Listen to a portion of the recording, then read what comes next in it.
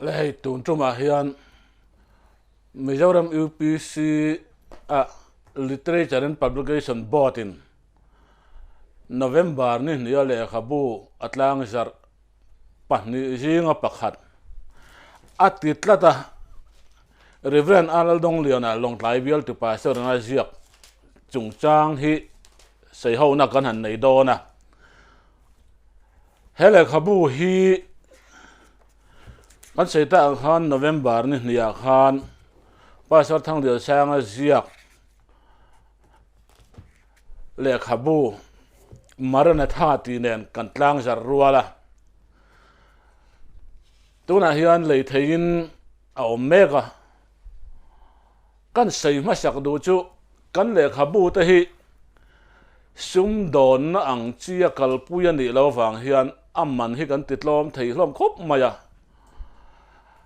Lehkhabu atitlata ti te po hi Lehkhabu siam thang le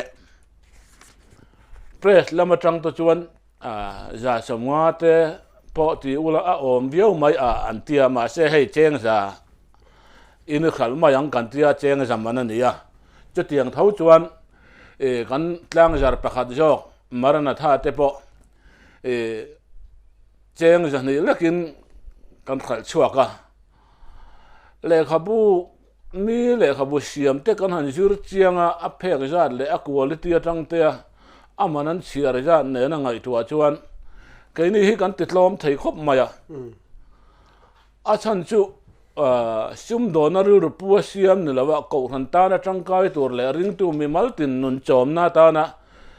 heng thu le hla te hi buat sai kan ni wang hian metin na kan lei phak tur deuh ngai tua hian a hlep lampang ngai tua lovin aman hi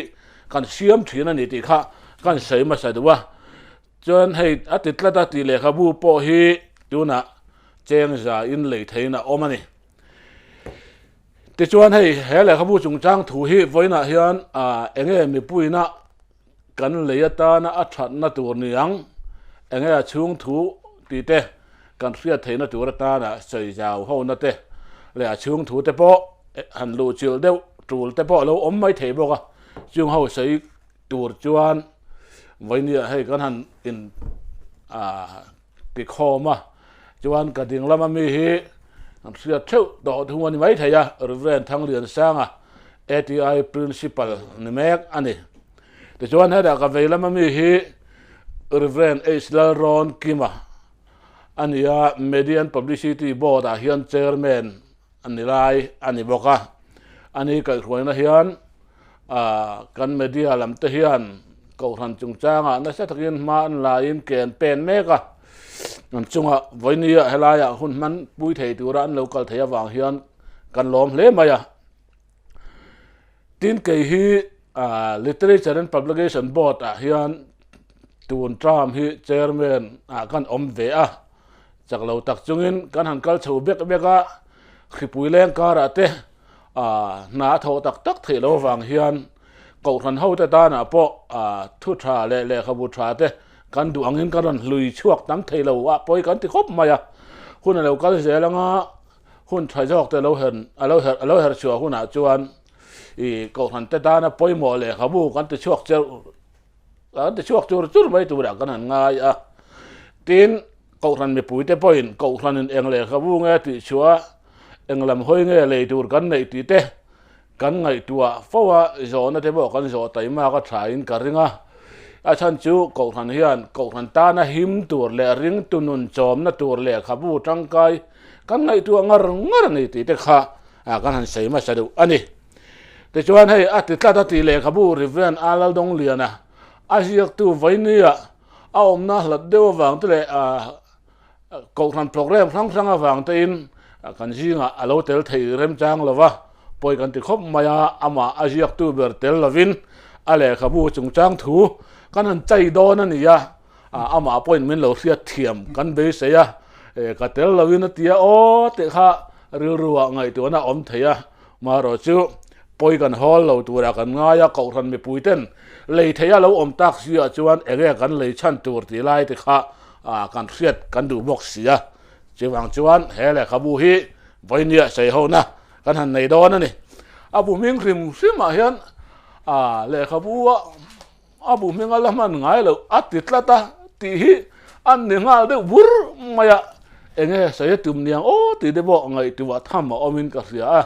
chiwang chuan achung thu hi kan lu chil deu ani po in ngai tha tu le lo thir tu ten uluk devin lo ngai thai la a tha ange achung thu a hian hei bung som lai a oma chunga chuan Tlata ti hi thupuya hian atel deu vek maya heng atang hian egeni masabera chuan Tlata ti Lehkhabu lo chua dan tele atong kamaron lak chuana te aron ziaka abuwa hian te chuan chung thu tang hian seitul le sei ngai ni kan riat lai ang te kan han sei ho don ani masabera chuan kan ATI principal pusanga hi hele Lehkhabu mu dan tlang puite han sei ve phot ta sela chudang chuan adanga kan pakai chojel mai an yang chu lo som phot mai tiang ale alom ome Tlata ti hi ti ko de thil ti bung khat chang li tlo chana aron lak hian ya ziak tu hian kan chiaring henga tin an om khom pol ve a Jerusalem khuwa kalsan su pa thil tiam ka soi in khiat kha lo nga ka ro Tlata ti kha Lehkhabu ming lo chuana tobul chu ani ber maya chuta chuan Lehkhabu tluan hian hei phek za le som paruk acha ani Tlata ti kha athu khai khom na bung tin thu khai khom na hi ani bung som oma Tlata ti hian azuk ko le Lehkhabu ina azuk ko ber hi chu Tlata ti mang thei tur hi chuan thu nei hle angai ti kha azuk kok ta Tlata ti hi lali suwa tongkam ani sia wangin lali suan Tlat to chu ti ve zelangai kan ngai dan ani emo kan lom zong ani emo kan tul ti zong le kan tul ti lo zong ani emo soi ve thei kan ni lo lali suwa lele wana thu nei na zong nei tu ani Tlata wangin chumi na Tlat to chu kan ti ve zelangai kenina ngai dan lo siam ve ngai dan lo tho ve thei kan ni lo ama thu nei na zong nei tuina Tlat to hi chu ti ve phot mai angai ni ti kha Lehkhabu ina tum hi chu ni mai in ka mu a ke chuan Lehkhabu tangkai tak tura ka ngaya zan khata po han chiar chu mai thei le khi ani le nga la thu fu na tam ang ai hian Lehkhabu cha lowa chuwang chuan ka rilruwa he Lehkhabu ka chiara ka khai khom na chu chanchin tha zo hana zia ka lali suan nikin nia chuan thiam lo chan tir tu tur chu pakhat in nei in hne na ka thu soi hian ati hi a khai khom na di pakhata ka ngaya I suwa thu ani to chuan Tlat to chuan thu nei tu berani si chuan thu kha kan ti ve zelangai kan om ve kan zom ve zelangai ti hi Lehkhabu ziak tu ina chiar tu te min khroya tumna berni in ka khia chu Lehkhabu pumpuya hian ka mu dan ani entirna ta na Abraham hena sertan ro Tlat chuan tanangai ni mai lalpa heti lo de hian han ti ve the ni lo tiang chi kha bu chu thunga chung thua po hian mu tur oma novan hena long tuk ro Tlat chuan tuka ngai ni mai tiang chi kha he Lehkhabu hi chuan om dan ani tul ka ti kher lo angai ka ti kher lo ti ve lam me mi hringi na ngai dan lo siam ve na tur ani lo ve kan tul ti lo ber thil po ni se pathian na Tlat chuan ti ve zela ngai ti lam hi Lehkhabu tlang pui ka mu dan chu ani deu achung thuero chu tul ani le kan na soi zau tura ngai la thange Lehkhabu khrim he quality po hi niam lo via vin ka ria kom te po atha atina chunga lekha phek ana ate po hi Lehkhabu an thapol tak ani ve hun ma sa lama khan Lehkhabu an quality tha vak lo te lo chuak thina khang ang kan han mang nok lo thei lawa tuna ro chuan hun local zela Lehkhabu an tha deuh te lo chuak chho ve zel bawk nen tin Lehkhabu kom tha te lo poimo em maya I handa thata engemaw tia lo tlamai mai a phek lo tlamai mai le a kom lo kho lo deuh mai te pawh awm ve thina tun tuma kan Lehkhabu chuak hi chu khatiang lo deuh tura be sei kha ania tin a Lehkhabu hming a titlata ti hi a thu nei tu tong a thu nei tu thil hle mai thu nei tu tan lo chuan thil hi ti tlat thei lo chin hi awm ve ni ka ngai tua fo thina ti tlat hian kong ro lo sut zia chu eden huana khan khongai na khat ngil nei na khat pathianin evile adama hena ei lo tur a chiale tha rian a thingra a khira hei hi chun ei tur ani lo in ei chuan in ei ni la lai nin thiang a ti nge ya te chuan an lo ei ta thosia ma se chu di la ya karul ro om chu khongai na khat mangai na khat sual te ngai dam thin tu ani chuan voi khat chau an ti sual kha chu han ngai dam ve mai om ani ti hi ngai tu na om thei ga ra chan mai ni mà sẽ in ấy tuần lâu in ấy chuan in ấy ni là lại nên thiang ati kha sei non le ngai lewin ro rel na funga ta na manghal tan mai ni che wang chuan thu nei tuina anti tlat to hi chu alo ngeta ni ti hi achiang in ka ria chung ang ta chu karil ro lo om mai kan sei ma san e chu chung thuwa hian sei du te bo kan nei nual in kan ringa puronan nghe xây đủ tên này về em ó hay là Lehkhabu chung trang thì khi mà hiền nha hay là Lehkhabu hi kan han chia kan han ena pathian thu poimo tak tang lon tita ila chandam na kipui tak injia na te ani a thu puya ati tlatati kan mu hi a let zong in han soi kan do hemi Lehkhabu hian pathian in mi hring te ti tur anzom tur chandam na ani emo ti tur pa ngai ani emo tin chan vo tha an chan na tur ani emo chutiang ang chu an nei theina turin pathian in thu pek ati tlata a pe tlata chuti chuan lo om ro u ati tlata ti te chuti chuan om ro u ati tlata ti te kan han mutlang puya abu chung thuwa hian nia kan han soita ang khan aziak tu pa om lova kan du duin kan sai don ani maya chumi ati tlatati achu hemi Lehkhabu hian ain ziak ta pathian thu pek kha chun china ka soita ong khan adong song tuina chan vo tha anei na tur ani emo chan thalo lak ata ain hum him na tur ani emo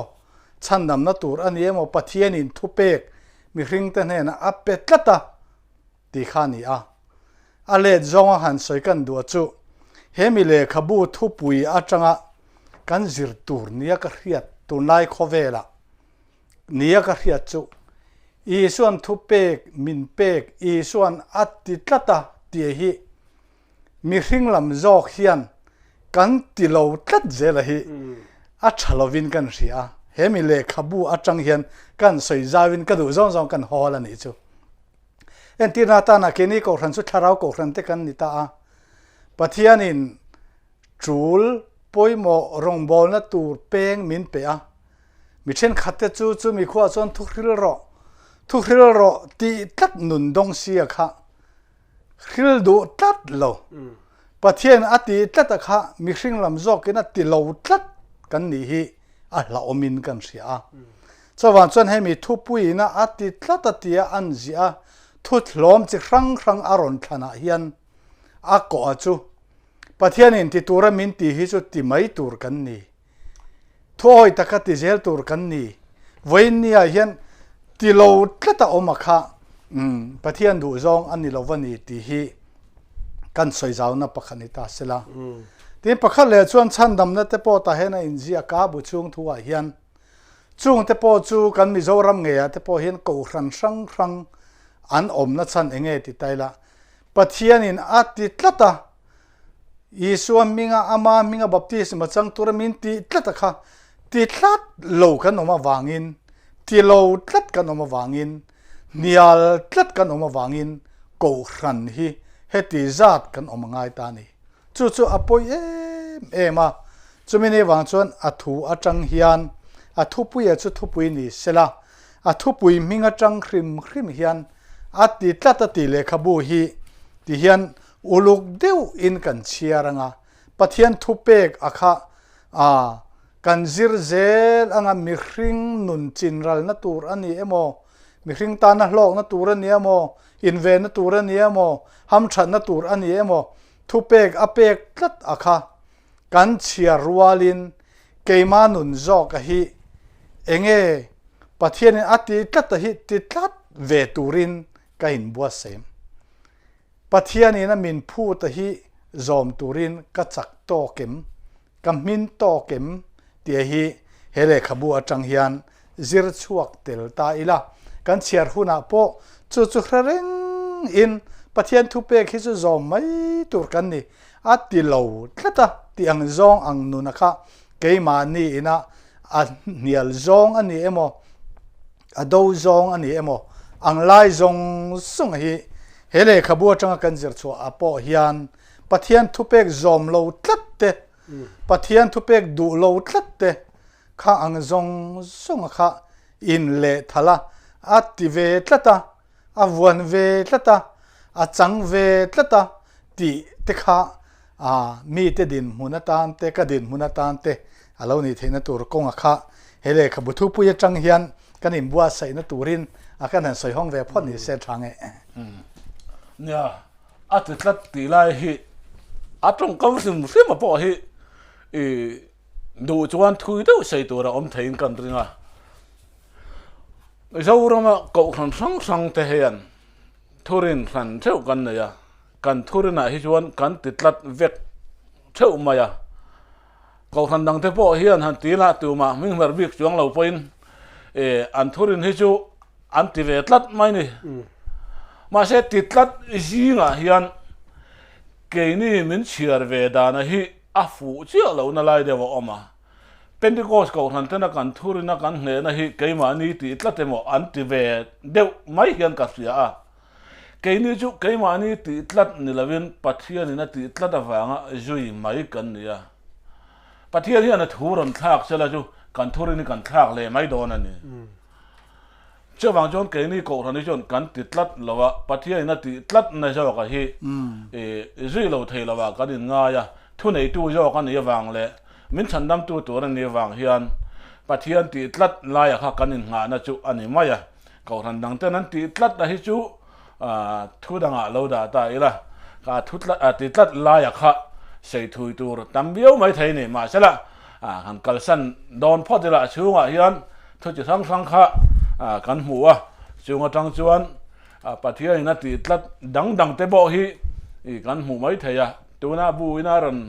tran chan buminga tana aron lak chuana bera chu kan ngai thak ta khan tir ko te thil tiami khan ni maya Jerusalem khuwa kalsan chu pa thil tiam lo theng tur ka sai in thial kha lo nga ro atitlata ti kha khalai tong kam kha ani maya Jerusalem khuwa kalsan lo tura atitlat kha thupuya ta na ran mang ani khami ni lo kha pathian in thuwa pek na le mi hring te ta na som tur thu hlung asiam re nga hian ti tlat dang alo nei vem chu da po chu na ti tlat helama po hian ti tlat han tiang chi kha sei tura omem ti lai kha ngai tu thamani ta til danga hian pathian hian alo ti tlat mang hlek lo em mo ti te bo kan ru ru a zo na lo om ta sala a thange kha tiang kha sei du te tam thein kan ringa eng po ni se pu sanga hian enge ni khala han han sei bel du nei o sei bel tur hi sei bel cha kom tak tak ko oma kan khia thiam lo aziak tu wa zo fia nalamani lawa aziak tu zia chiar tu tena Lehkhabu leidu tur tena an lei chak na tur ang hoi kha kan rui na tum chu ni in ka khia a chuta chuan bung thum na hian pathian in nowa long tukro atitlata ti bung thum na thu puya nia hengte po hi aro pui khop maya long tuk ro atit tlata ti kha anita lai paragraph pakhati kan chiaranga kumza somni chung kan nova khan engtianga na sa in nge soisel na le dem na ami hring puite atangin adonanga nova hama pa kapa vo in enge I tho don ti zo na vo engza nge donanga long ka tuk don tin vo engzat nge chan manang a then om khoveng ten long tuk bak soi tur nei lo tin vo engza nge an tong khumang ma se tuilet laka a him na tur chu long tuk chia kha ani awangin nova khan long tuk kha soyaning lo mai nilavin long tuk na tho po kha aning hau lova pathian in hena tuilet laka him na tur thu a thun chu rin om takin kumza somni chung khailak mi lovina thokani ti hi paragraph khata manga kha kan soi eng duwa han ngai tu chian hian nova chon longa tukta a kan ti tatliam puata pathian thu ani awanga kumza somni chung khodang hoi mi lova bur ngar mai ngai lai kha pathian thu danga po hian en ton tur kha lo tam khop mai ani hian ron chip na sakhop maya entinan adung tong za thum tur hi lalpa tong za ni in kan ti teng ti vai sela chu an leng don lo na sela tu ka te te ga ma ron phua na sa angai tu na kha aziak na sa chu chon kei kan nu na thui deuh min khuai peka chuwang chuan chiara man hla in ka khia a chu takan soibel du chu kumza somni longa tuk tia heta aziak le mizo tena kan pathian thu lo hriat dan kumza ti hi ain kal kha om thei devin ka ria ma se bible en wang hian tuna he atitla ta ti le khabu ziak tuna kumza somni aron ti hi arin om hle in ka ria a chan chu kan soi zau du lai chu thup Genesis bungruk chang thumi en taila ti chon lalpa chuan ka tharau chuan mi hring chu kum khoina beireng lawang anni chu ti san ni sia nima sela kumza le somni chu an ladamang kha heta kumza le somni chu an ladamang ati ate hi achungloka asoi ti sami ati mi hring te kha anni tuilen manga ti boral tur te khamo chuti ni chuan tuilet mangin khoveli ka hem don long tuk ro ati le tuilet manga ati boral inkara hian kumza somni tlatlatani kumza somni chu an ladamang ati hi anu zela mi hring dam chen tur ani lo tuilet manga ati boral turte dam hun chung tur khani zok lata chuwan chan kumza ni lo hian kumza somni ti hi apomom ai min ka ria chu aron chui zui lu duk lo na a kan soibel du la ya oma han siari la kha interesting deuh mai thil kha alo oma ani lo le long tuk nan hian pathianin kumza somni nova hian kumza somni ka amamo rengem ti kha aron chuya mamo na kumza somni hi long tuk na na amamo na nova mamo lamani lo pathian do theina in mi hring te kha tuilen manga ti boral tul lo khopa anin lamlet theinan kumza somni ngak zok long tuk nova te chu angak lo atuk du lo zok angak ti zong in ta henaron lu puya amoi khop mai cholai chu chumi ti chiang tu chu atuk du lo te angak ani ti ron kam ron confirm tu oma Peter le ka ton pakhat na bung thum chang som ni a hian ti hian kan zuk mutani Peter ton khat na bung thum chang som ni kan siar chuan mana novadam laya long siam chung zonga pathian do theine in anga lai kan an oi lova kha pathian in do thei taka kumza som ni aka anga aka oi lo ho kha lo ni chu ngai to na dang dai khamin peta a nova hian pathian hian kumza somni hi long tuk du alo ngak lo atuk du chung kwa lam ni lovin tuk ve du lo zok hian ni lo nga reng ni chulai chu helai hin kan hmu ni khalai thu khan ke kanun min hne khop maya Lehkhabu hian chiar ve ngat ma ula inin chir mi alawang pathian do thein min lo nga hi tuna biak ina in khom te lam hi lo ni lo a in khom du lo kha ngak che in khom ve thei hun ngak che ti lai zok hi hele Lehkhabu tang yen mu tur a omin ka ria alo thu khop mai chulai tak chu ka juk char chuani khat lai po kha ti tlat han ti man na tur lai kha a om ve reng mai ka tia kan mi hring lam ngai tu na tang chuan hei tun lai social media lama te han hoi la tu te mo bo chian na le kholo na te then kha den na non post chiam lai hian ale lam jonga pathian thu tron chana khongai na ru lo pu ni om takte ngày đầm sạc ăn lệ trong trai sạc ăn giông tê thôi lâu tì về tóc ta hiện cái ông dễ là không ngày nó hiện cái này xia cái mà này chỗ thì tụi ra nè thế cho anh nó vật hun lai lồng tục chung lệ tùy lệ mà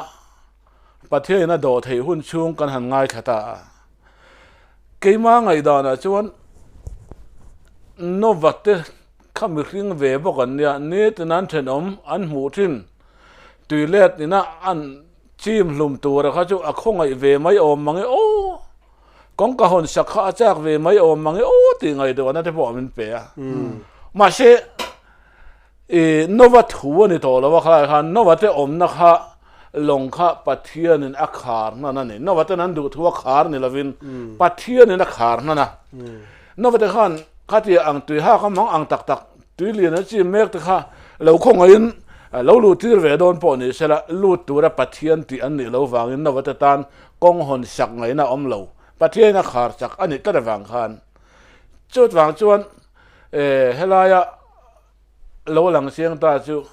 bắt thiên đồ thấy này nó hạ chung á sim đủ là vá bắt thiên làm hoi về đủ là vá nun her đang làm về đủ lâu ta là hiền lệ ngày đàn lâu cal pui tlat ta là hiền chân sa thấy đồ là vá này thì khác không ai tu lệ mà ai tu em mò chân pui du mò đang bỏ lâu đón sẽ làm việc riêng han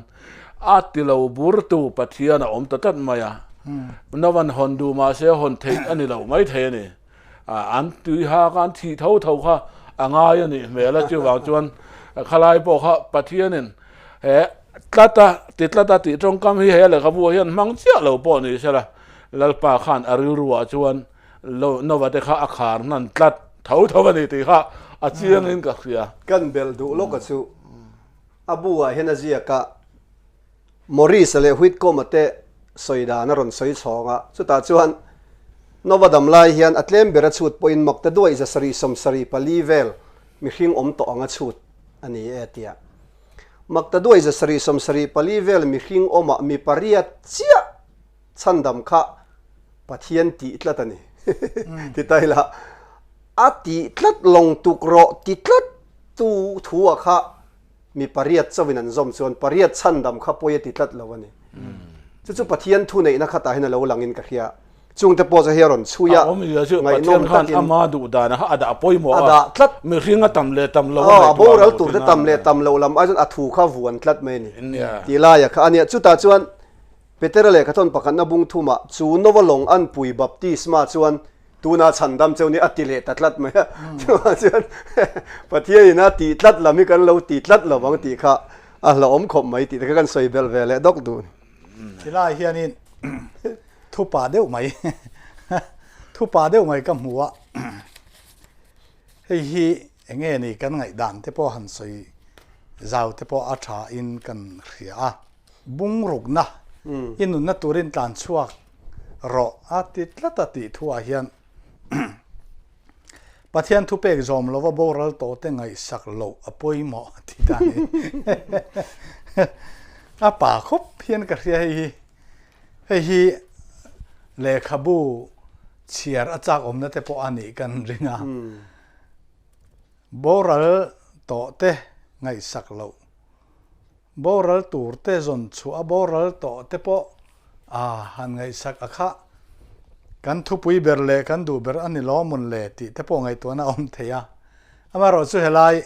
Lehkhabu chung atanga athuina anjia khrim a hi chuan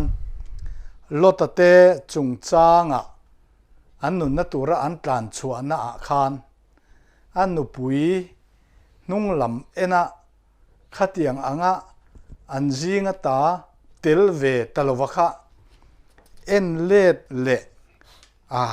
kanu kha khonge hanti po omlo khan malama atlan ngarani ti thu aron ziana khalai jok akha ani a Lehkhabu hrimhrimah chuan chawang chuan innung lam hoi su lati thu akha helai hian apoi mo zia aron soi chu thumna ne Lehkhabu hi chu taka chu he Lehkhabu hlutna nia kan nan hriat ta chu pathian thu pek zom lova boral to te ngai sak lo apoi mo ti thumang khan malam panakal ngar tur kan ni zia sia kha aron thur chuak theitlat mai hi hele khabu hi a thupui atang le a thupui azia agol atang hian he a thu hlom mang hian min han hi phota min han khal kan rilru an exar phota amai ro chu agola chuan a bible thutum tak an gol le a he hi a thamange o hele khabu hi thu dang po kha tiang kha anianga han chiar zel ti chak om tu te po ani in kan ria khalaya te khan ngai thatu te point ten zir chuak ta ila khami malam kan chandam na thu ani emo pathian rong bol na kunga emo malam panakal char mai tur kan lo ni zia te min zir tir the ome soi zau ta ila nunglam kan hoi chuan kan malam pana kan mason na tur zong kha min lo vobet thei don alo ni a heta po hian han ngai ruat mai ta ila lota po hian anu puite ngai sakin khatiang khan han buai pui viau ta sela ama po chu chi khona po changve thut thei chance kha asang khop mai anu pui ngai sak thu khan ma sen nunglam hoi mi alovin malam pan khana kalnal nal mai khan ring tu te tun lai huna po hian malam pan zel tur kan ni thil ni to achu siam that kan du em ani lai po in siam that chak em po ani ila ke mani lam kan chet pha ai chuan ti lo mai kha kan Lehkhabu hian min zir tir kha lo ni a tha khopin ka ria thil zukti that kan tuma wanga ke mani kan chet pha hlo ani chuan a hlok chuang mia lo mai ni pathian rom bol na hian ti te po kha a zir chua thein kan sia khala te khanin enge ni a thupu ya tang te khanin han sai za tu dang te kan nei le han sun zom tai la khala te kha a thariu mai kan ti a ke a hiak tu hi pastor alal dong lian hi thane mangaya a in peboka angai tu na po seng na sa chuwang chuan tongkam te po hi mi man lo ang han man zo tur te hi a thei riau maya thau khat lai khan ko khan chan chin bua hian sarmona ron jiak thupuya hian kuang lo nor versus kuang nor lo tier manga kuang lo nor hi chuala riwa kan man than da na ya kuang nor lo lai hi ka lo la ngai tu ngai ru lo ne khati ang han sai fia dik thei si le a sai fia tum ti chiang thei si tongkam hi man tu rian nei ve do thim thin boka chawang chuan a Lehkhabu han chiar hi anuam ve khan par rim ani anga ni seibel du dang te kan la nei kan ringa in hong le te ang bung li na hian pathian Abraham ser tan turin ti Tlat ti kha thu puyania heta beng war thak de mai ron chui pakhat kan soi hon mai du chu pathian ina athu pe khi deuh hian lo pe reng lo entenan tun hlaya mi thiam te nan chu ta ser tan thin nam zuda te chau hian lo ni lova khowela hian ser tan thin nam hi an lo om nual ma chung te choron chuya chu tiang ang ho mei chia an nu pui te chuan chul kan saran veitlem ti hi research an mu chua kan atia chung te choron chuya pathian thu pe khi alo hau lo mai ti Tlat na chan tur hi lo om zel mai ti kha alangin ka ria dot le chuan doctor pakhat min hril chu hemi mi khinga hian healing hormone an tia kan taksa sela hian enge ni eng ang hliam le pempo nei la dam doi dang hnoi mi alo po ama automatica lo in tidam ve mai thei tur kha tiang sela kha prothrombin an tia chu mi khing apia na tanga niria ta hian asang mai ni ti kha tunhlaya doctorin an mu chuak ta an mu chuana phei chuan mi alo piana niriat ni hian eng ang hliam le pempo nei sela dam doi mang mi alo pena dam tura ngai ani an tiani chu an Israel ten hena khan an piana tanga niriat an sertan ni ta na lo than sak chana kha alo ni ti te kha tunhlaya mi thiam ten han mu chuak le ta pathian hian athu hi adu hle kan ti rual hian mol mang deuh mi hring te tor na tling thei tur hian alo pe reng lo ti te hi henga tane zir chua thein ka ria khang te ka zuk zir chua tur a oma hemi bung lia po hian han chiar zau tham tak mai kha a om vein ka kan soibel du lok ani khalai khaเนี่ยเสพตันหันตีแต่พอขาเนี่ยที่ขานอัฐูเงากันหันเชียระอหลุนนั่นแต่เราปุ๋ยนั่นแต่พอขารอนเจียกบกะเต้นกันตุนไล่ข้อเวลาเฮียนให้มีอาเจียจังงะกันจิรง่ายนี่อลังกอลซาบุงนี่จางสมประคัดทัวคริสตาเสพตันกันนี่อปุยโมเจียแต่พอให้มีบุงจังคันเสพตันกันหันใส่ลายคันหันจิรชวกเวตาอีละที่ส่วนข้าติดตะกะกันเลขบูอาแต่พอเสรตันอับราฮัมมันเนน่าเสรตันตูระอติตัดอะค่ะ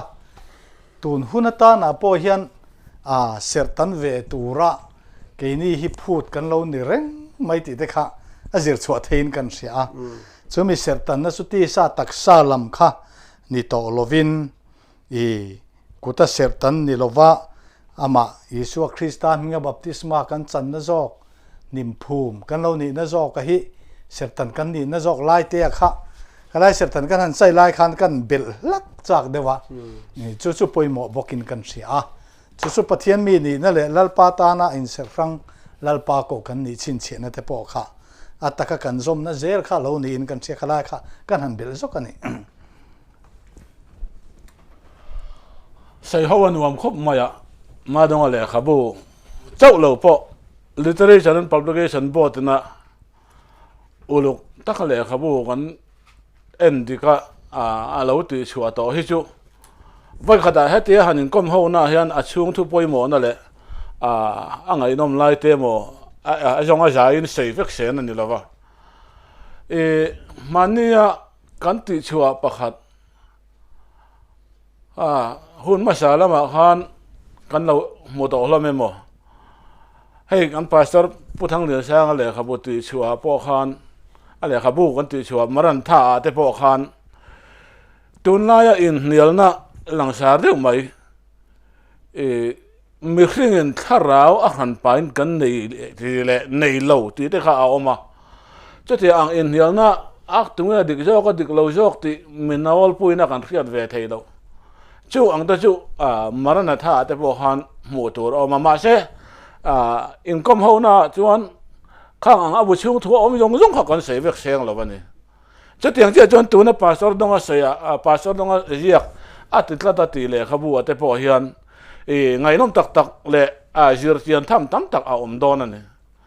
มาเสียชิงทัวอมยงยงขับไว้นี่เห็นเสียเวกเสียงปนนี่แล้ววะหุ่นปนมินได้แล้ววังเสียกันเลยครับบัวหันเสียตากับแต่ขันทิลปอยหมอตักเขาทันเตตานะเครียดตัวเลยรองบอลตัวตานปัวกันเราจันชันเวตัวเตกันเราจิรเตียนเวตัวเตกันไงตัวนั้นติดดังลำเททิลแต่ปัวอมเวเทียนี่จะวางจนแหลกขบุเลยขึ้นมาฮีกันอินตีมัวอันนั้นจังกันเครียดทาร์เจลปอยหมอครบไหมกันเตียแต่ชวนตัวจะมาติดตาตีเลยขบุกันหันใส่เข้าปอยฮีตบลำกันเราไหนเดือดโดนไม่ยังงั้นบอกละฟังกิมเหล่าเดียวแล้วก็เละใส่เบลเละเดียวแล้วง่ายอมเนี่ยกันเสียจวนหันใส่เละล็อกกี่ละแต่จวนกันหุ่นกันติดตอบเดียวไม่โดนเดียกันหาวังบุงเรียดหน้าเฮียนอะไรงับบัพติสมาจังจุดชันดามีนอมังติค่ะทุปุยเนี่ยซับไตต์ละเฮียนทุทุงอมเสียที่ฮิอลูสิละใส่เบลจากเดียวกันเนี่ยเฮมีอินะอาเกนเตละเท่าเสียเฮียนทุกทุงที่ฮีกรีกจงเฮียนดิอาเทเกฮัดัสซาที่นั่นเนี่ยที่อาเจียกตุปาเฮียนจู่มีดิอาเทเกฮัดัสซาที่จู่เจ้าจงไบเบิลดิกชันนารีเรเวรนจู่ทัวมาเสียมาคันดิอาเทเกที่จู่ทุเราเชียนุ่งที่นั่นนี่ที่จู่ทุทุงฟิลฟิอันไหนเตะข้าเราออกมาทุเราเชียนุ่งอันนี้จวนทุสอยนุ่งที่อินกันสวยเทียงใช่ไหมfarewell speech แต่กันเตียงอินท่านัถูกค่ะทุกทุ่งอมเสียจุอะไรเนี่ยตาจุดที่นี่จวนแล้วอีสัวทุจ่านุ่นงจุทุกทุ่งอันนี้เราเท่แต่ละว่าอีสัวทุจ่านุ่นงจุเองติ้งเอกันหมู่อังกันตีจวนติตาบุ้งขัดเฮียนที่เฮียนกันหมู่ chu cha tu na nun na chu pathian dot soi thei lo chon khovel om mai na tiama nima sela ma hun te a te chuan a thu chu thu cha a atilang tiani a thu chu thu cha a atilang ti chu thu cha ani chuan in kalsan don a thuan in cha thina om dun reng tur thon in cha ngai lowa in kalsan tur thon in cha thin chu i suan a thu chu thu cha a atilang ati chu azir tirte a kalsan don olive tlang kha a kok ran mai ni chu chu a thu cha kha thu thlung cho lo ni ta chu awan london a thu cha a thu thlung a chu khovel zong zong a kalula thil siam zong zong hne na chanchin thai hil ro a ringa baptisma changchu chan damian omanga a ring lower to thiam lo chen om ti hi dia theke hadasa thu thlung thu ro chi an nu nung a chu alo ni ta a hebraizia ka thu ro chi om na pianga a chi tu thi na om lo the ni lo tia wangin thu ro chi a chu a chi tu thi nu thu ani ti na lo ni ta I suwa thi na le a thu ro chi hi thilin zom tlat ani awangin a thi a thole nuwa a tu azir tir te hena thu a cha thu nu nung hi I suwa soi tlat a ringa baptisma changchu chan damen omang ati tlat a hi kan lo ti ve tlat lawang ti te kha hele khabu tang hian zir chhuat tur a oma tin adang le a chuan helaya bung top lama hianin hebrai tong kam pakhat elohim ti te hi aron chuya elohim ti hi plural form ani awangin Israel te pathian soinan elohim man chuan pathian chu pakhat malngok ani lovaniang ang ti ang zong te po aron chui na kha a oma amaro chu chu soi fia du lok kaneya heta hian elohim aman na hi hemi ziak tuina a chui pia lama hian han soibel du Lehkhabu support nana han soibel du kanei chu sam number somli le panga chu chu thlung hlui ani ta a sam number somli le panga chuan ti hian kan hmuwa o pathian ilal thut pha chu chu ni om turani a ti kha sam number somli le panga na kan hmu khata o pathian ti kha elohim o elohim ilal thut thleng chu ti ada ani ta sam number somli le panga na chu taka chu hebrai bung khat chang ria ta hian lal I suwa chung chang a ron la in fa pa chung chang thuwa ero chune tian soi o pathian ilal thut pha chu kha sam somli le panga o elohim ati le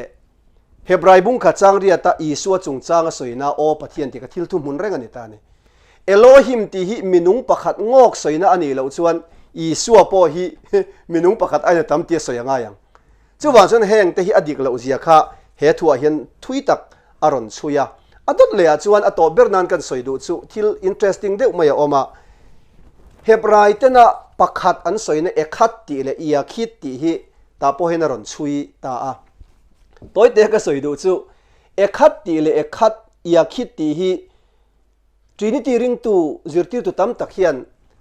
ekhat ti chu bor ho soinan pol ho soinan man theya ia khit ero chu amal ngok soinania chu chu pathian zat soinan mangai lo